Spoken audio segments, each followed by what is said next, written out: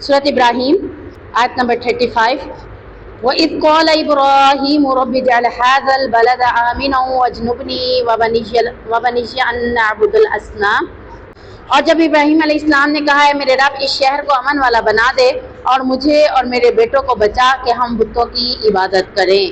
यानी यहाँ पर अल्लाह रब्बुल इज़्ज़त ने मुशरिकीन अरब के तर्ज अमल को रद्द किया है। कौन से अमल को रद्द किया है? मुशरिकीन मक्का कहा करते थे कि हज़रत इब्राहीम भी बुतों की पूजा किया करते थे।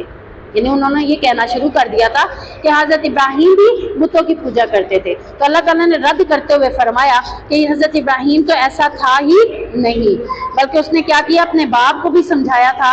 और यहाँ फरमाया कि हज़रत इब्राहीम अलैहिस्सलाम ने कब कहा, जब इस सबसे पहली दुआ क्या की कि ऐ मेरे रब इस शहर को अमन वाला बना दे। कौन सा शहर? शहर मक्का, यानी हुर्मत वाले शहर मक्का को तू अमन वाला बना दे और इसे वहदहू ला शरीक की इबादत के लिए ही बना दे। यानी यहाँ सिर्फ तेरी ही इबादत हो, तेरे सिवा किसी और की इबादत यहाँ पर ना हो। और इब्राहीम अलैहिस्सलाम ने फरमाया कि मैंने अपने बेटे को, अपनी अहल को यहाँ आ बसाया है। किस किस को? हज़रत अपनी बीवी को। बेटा कौन सा? हज़रत इस्माइल।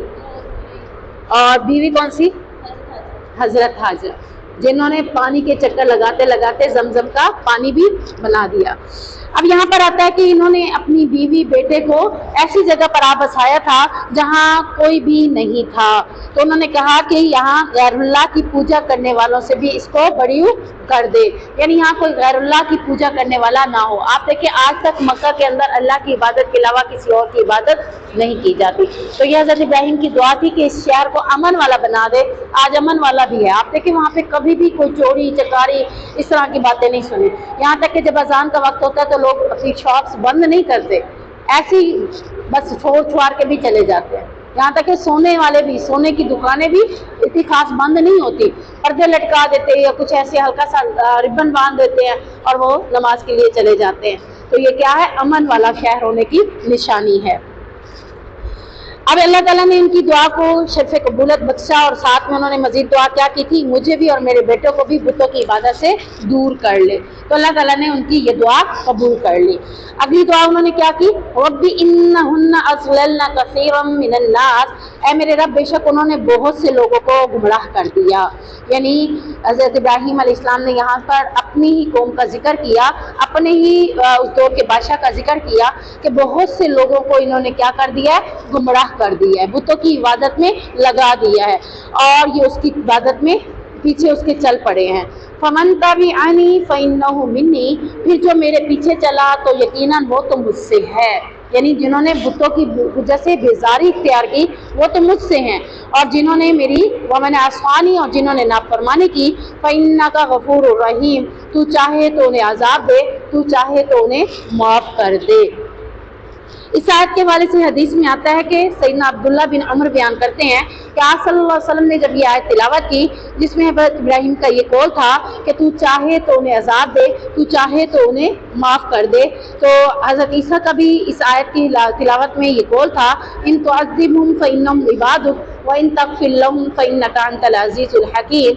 हज़रत ईसा ने सूरत माइदा में ये बात की थी, जब उन्होंने कहा था माइदा दस्तरखान भी उतार, मेरी कौम के लिए ये भी कर, तो फिर उन्होंने भी अपनी कौम के लिए यही कहा था कि अगर तू इन्हें अजाब दे तो बेशक तेरे बंदे हैं, इन्हें बख्श दे तो बेशक तू ही गालिब और कमाली हिकमत वाला है।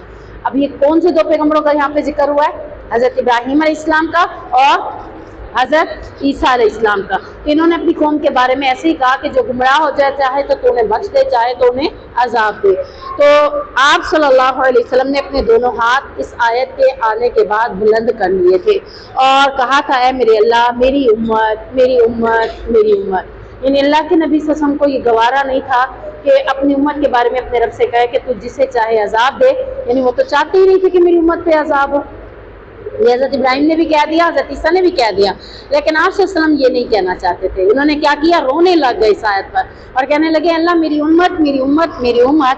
آپ رونے لگے تو اللہ تعالیٰ نے جبرائیل سے کہا جبرائیل جا ذرا محمد کے پاس، حالانکہ اللہ تعالیٰ سب کچھ جانتا تھا لیکن جبرائیل کے ذریعے پوچھنا چاہتا تھا اور ان سے پوچھ آپ کس وجہ سے رو رہے ہیں۔ جبرائیل علیہ السلام نے آ کر پوچھا، رونے کی وجہ پوچھی تو آپ صلی اللہ علیہ وسلم نے سب حال بیان کر دیا۔ پھر جبرائیل نے اللہ کو جا کر بتایا، حالانکہ اللہ تعالیٰ خوب جانتا تھا کہ نبی کریم صلی اللہ علیہ وسلم کس بات پر رو رہے ہیں۔ تو اللہ تعالیٰ نے فرمایا جبرائیل محمد کے پاس جاؤ اور کہہ دو کہ ہم آپ کو آپ کی امت کے بارے میں خوش کریں گے، ناراض نہیں کریں گے۔ یعنی انہیں فکر ہو گئی تھی اس لیے رونا لگ گیا کہیں میری امت کو بھی عذاب نہ ہو۔ جب یہ بات آئی کہ اللہ نے کہا کہ میں آپ کو آپ کی امت کے حوالے سے خوش کر دیں گے، تو اس میں آتا ہے کہ سفارش کا حق بھی دیں گے اور پھر تمہیں کہیں گے کہ جو بھی جہنم کے اندر رائی کے دانے کے برابر بھی کسی کے دل میں ایمان ہے تو اسے بھی نکال کر لے آؤ۔ تو یہ ساری باتیں یعنی کہ ان کو خوشی کا باعث بنا دیں، تجھے ناراض نہیں کریں گے۔ تو یہ بات تھی۔ ربنا انی اسکنت من ذریتی بواد غیر ذی زرع عند بیتک المکرم۔ اب حضرت ابراہیم علیہ السلام دوبارہ اپنی اولاد کے بارے میں ڈسکشن کرتے ہوئے اپنے رب سے کہتے ہیں اے میرے رب، بے شک میں نے اپنی اولاد کو اس وادی میں آباد کیا ہے جو کسی کھیتی والی نہیں تھی۔ اس وقت وہ بیابان تھی، پانی بھی نہیں تھا، تو کھیتی کیوں ہوتی؟ کھیتی بھی وہیں کی جاتی ہے جہاں پر پانی دستیاب ہو۔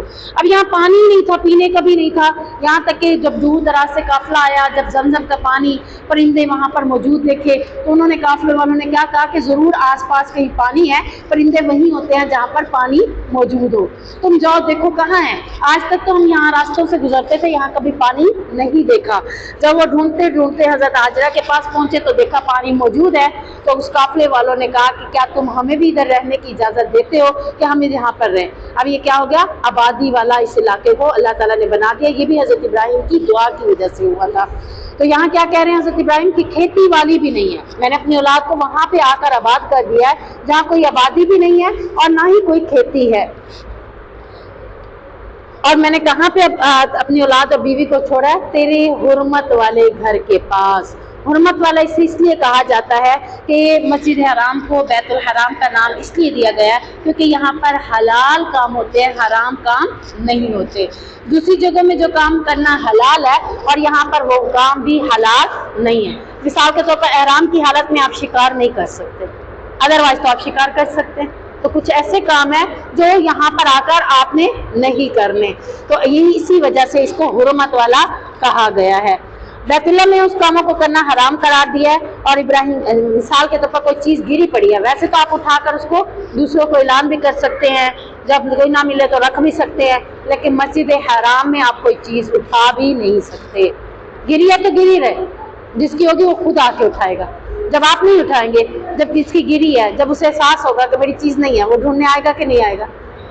وہ خود ہی اٹھا سکتا ہے، آپ نہیں اٹھا سکتے۔ ہاں اگر وہ گری پڑی چیز کافی ٹائم سے گری پڑی ہے، کسی نے نہیں اٹھائی، تو وہ خادم جو ادھر کے ہیں وہ اٹھا سکتے ہیں، کیونکہ وہ پھر جمع کہاں کروائیں گے؟ وہاں ایک بیت الدفتر ہوتا ہے، یعنی مالوں کی گمشدگی کا دفتر ہوتا ہے، وہ وہاں جا کے جمع کروائیں گے۔ بچے گم ہو جائے تو وہ بھی وہیں جمع ہوتے ہیں، پھر وہیں پر لوگ ڈھونڈنے کے لیے اپنی چیز وہاں پر جا کر ڈھونڈ سکتے ہیں، انہیں بھی اٹھا کر اپنے لیے استعمال کرنے کا حکم نہیں ہے۔ تو یہ اس کی حرمت والی کا ذکر اس لیے کیا گیا ہے۔ اور آگے کیا کہہ رہے ہیں؟ ربنا اے ہمارے رب، لیقیموا الصلاۃ، اب میں نے ان کو یہاں پر آ کر آباد تو کر دیا ہے، کس لیے آباد کیا؟ تاکہ یہ یہاں پر نماز کو قائم کریں۔ فَاجْعَلْ أَفْئِدَةً مِّنَ النَّاسِ تَهْوِي إِلَيْهِمْ وَارْزُقْهُم مِّنَ الثَّمَرَاتِ لَعَلَّهُمْ يَشْكُرُونَ۔ سو کچھ لوگوں کے دل ایسے کر دے کہ ان کی طرف مائل رہے، کچھ لوگوں کے دل ان کی طرف مائل، کن کے دل مائل ہو گئے تھے اس جگہ پر؟ وہ بھی مائل ہو گئے۔ اب آپ دیکھیں کہ اگر آپ ایک دفعہ جاتے ہیں تو پھر آپ کا دل کرے گا کہ نہیں کرے گا؟ آپ کا دل مائل ہو گیا، اس جگہ کے لیے نہیں ہو گیا۔ یعنی لوگوں کے دلوں کو ایسا کر دے کہ وہ بار بار پلٹ کر یہاں آنے والے بن جائیں۔ اور پھر اس کے بعد کیا کہا؟ وَارْزُقْهُم مِّنَ الثَّمَرَاتِ، اور اسے پھلوں سے رزق عطا کر دے۔ جتنی کثرت کے ساتھ لوگ وہاں جاتے ہیں، آپ دیکھیں وہاں پہ پھل کبھی ختم نہیں ہوا۔ ہمارے علاقے میں کہتے ہیں نا گندم ختم ہو گئی، فلاں چیز ختم ہو گئی، حالانکہ آبادی اتنی نہیں ہے، جتنی آبادی آپ حرم میں دیکھ لیں، ٹھیک ہے نا. مکہ میں اتنی دنیا طرح طرح کے لوگ جاتے ہیں, ہر ملک سے لوگ جاتے ہیں, لیکن وہاں پہ کبھی بھی کوئی چیز ختم ہونے کا نام نہیں لیتی. کیوں؟ کیونکہ وہاں پہ اللہ کے نبی حضرت ابراہیم نے رزق میں برکت کی دعا کی تھی کہ پھلوں کے رزق میں بھی رزق عطا کر اور اس میں برکت عطا کر دے, لعلہم یشکرون, تاکہ یہ میری بیوی اور میرا بیٹا اور دوسرے لوگ شکر ادا کریں. یعنی جو بھی لوگ یہاں پر آئیں گے اور ان چیزوں سے فائدہ اٹھائیں گے تو پھر وہ کیا کریں گے؟ شکر ادا کرنے والے بن جائیں گے. آپ صلی اللہ علیہ وسلم نے فرمایا اللہ تعالیٰ اسماعیل کی والدہ پر رحم فرمائے, اگر زمزم کو انہوں نے یوں ہی چھوڑ دیا ہوتا. جس وقت ان کے حضرت اسماعیل کے پاؤں کی ایریوں کے لگنے سے وہ پانی پھوٹنا شروع ہوا تھا, تو انہیں یہ ہوا تھا کہ کہیں یہ پانی پھوٹتے ہوئے کہیں بہہ کر دوسری جگہ نہ چلا جائے اور یہاں پہ ختم نہ ہو جائے. ایسا میں ہوتا ہے نا کہ پانی کو روک لے یہیں پہ. تو انہیں ذہن میں جب یہ بات آئی کہ آگے پھر مجھے پانی کی ضرورت پڑے گی, تو انہوں نے اس کا بند باندھ دیا تھا تاکہ یہ پانی یہیں پہ جمع ہو, باہر کہیں آگے نہ جائے اور مجھے اس پانی سے تب تک میں فائدہ اٹھاتی رہوں. انہیں کیا پتا تھا کہ یہ کس طرح کا پانی ہے, انہوں نے تو اپنی طور پہ اپنے لیے استعمال کے لیے اسے دیکھیں. اب یہی وہی چیز آگے جو بھی میں بتا رہی تھی, جب چیز کو آپ اپنے لیے رکھیں گے تو آپ کے لیے رہ جائے گی, اگر آپ چیز کو شیئر کریں گے تو کیا ہو جائے گی؟ بڑھ جائے گی. اب انہوں نے اس کے بند باندھ دیے. کہتے ہیں اگر وہ بند نہ باندھتے, یعنی آپ صلی اللہ علیہ وسلم نے فرمایا اگر وہ پانی سے چلو نہ بھرتی تو وہ ایک بہتے ہوئے چشمے کی صورت اختیار کر جاتا. یعنی انہوں نے اس کو بند باندھ کر ایک جگہ بنا لی تھی. اگر وہ ایسا نہ کرتی تو یہ چشمے کی صورت, جیسے چشمے بہتے ہوئے آپ کو نظر آتے ہیں, تو یہ ایسے بہتا ہوا پتہ نہیں کہاں کہاں تک چلا جاتا. لیکن راوی کہتے ہیں ہاجرہ نے پانی پیا اور بچے کو دودھ پلایا. فرشتے نے اس سے کہا آپ ہلاکت کا اندیشہ نہ کریں, یہاں اللہ کا ایک گھر ہے جس کی تعمیر یہ بچہ اور اس کے والد دونوں مل کر کریں گے. یعنی حضرت اسماعیل ایک عرصے تک تو یہیں پہ رہے, لیکن اس عرصے کے بعد جب وہ بڑے ہو گئے تو انہوں نے اور ان کے والد نے مل کر اس گھر کی یہاں پر تعمیر کرنی ہے. تو آپ کسی قسم کی ٹینشن نہ لیں, کسی کو ہلاکت کا اندیشہ بھی نہ کریں. انہوں نے یہ تھا کہ پانی نہ ملا کہیں ہم ہلاک ہی نہ ہو جائیں, یا کوئی چیز نہ ملی تو ہم ہلاک نہ ہو جائیں. تو انہیں یہ کہا جا رہا ہے ہلاکت کا اندیشہ ہی نہ کریں کہ یہ بڑا ہو کر یہاں پر اللہ کا گھر اپنے والد کے ساتھ مل کر تعمیر کرے گا. اللہ تعالیٰ اپنے لوگوں کو ضائع نہیں ہونے دیتا. ربنا انک تعلم ما نخفی وما نعلن, اے ہمارے رب یقیناً تو جانتا ہے جو ہم چھپاتے ہیں اور جو ہم ظاہر کرتے ہیں. یعنی اللہ رب العزت سے کہہ رہے ہیں, یہ بھی حضرت ابراہیم علیہ السلام کہہ رہے ہیں کہ جو تو جانتا ہے, ہماری ضرورتوں سے واقف ہے, کیا ہمارے لیے فائدہ مند ہے اور کیا ہمارے لیے نقصان دہ ہے, تو ہم سے زیادہ رحم کرنے والا ہے. دعا طلب کی ضرورت نہیں ہے, ہم تو تیرے حضور اظہار خشوع خضوع کے لیے تجھے پکارتے ہیں. یعنی میں جب دعا کر رہی ہوتی ہوں تو میرا دعا کرنے کا یہ مقصد نہیں ہے کہ رب اس دعا کو جانتا نہیں ہے, جانتا ہے نا. میرا مقصد کیا ہوتا ہے؟ خشوع خضوع کے ساتھ رب سے مانگنا, کہ رب جانتا تو ہے لیکن جب میں مانگوں گی خشوع خضوع سے تو رب مجھے اور بھی زیادہ عطا کر دے گا. تو ہم اس لیے دعا کرتے ہیں کہ ہم تیرے کرم کے محتاج ہیں, تیرے فضل کے محتاج ہیں. تو اپنے فضل سے ہمارے دلوں کی دعاؤں کو تو قبول کر لے. آگے فرما رہے ہیں اسی آیت کے اندر وَمَا يَخْفَىٰ عَلَى اللَّهِ مِن شَيْءٍ فِي الْأَرْضِ وَلَا فِي السَّمَاءِ, اللہ پر کوئی چیز نہیں چھپتی, نہ ہی زمین کے اندر اور نہ ہی آسمان کے اندر. جب زمین آسمان کی کوئی چیز نہیں چھپتی تو ہمارے سینے کی باتیں چھپ سکتی ہیں, ہماری دعائیں بھی نہیں چھپ سکتی. تو وہ جانتا ہے, لیکن خشوع خضوع سے مانگنے کا مقصد کیا ہے کہ تو اپنے فضل سے ہمیں عطا کر دے. الحمدللہ الذی وہب لی علی الکبر اسماعیل و اسحاق, سب تعریفیں اللہ کے لیے ہیں جس نے مجھے بڑھاپے کے باوجود اسماعیل اور اسحاق عطا کر دیے. یعنی بڑھاپا آ گیا تھا, بچے پیدا کرنے کی صلاحیتیں ختم ہو چکی تھی, پھر بھی اللہ تعالیٰ نے کیا کیا؟ اسماعیل بھی دیا اور اسحاق بھی دیا. تو یہاں پر وہ اپنے رب کے حضور کیا کریں؟ شکر ادا کریں.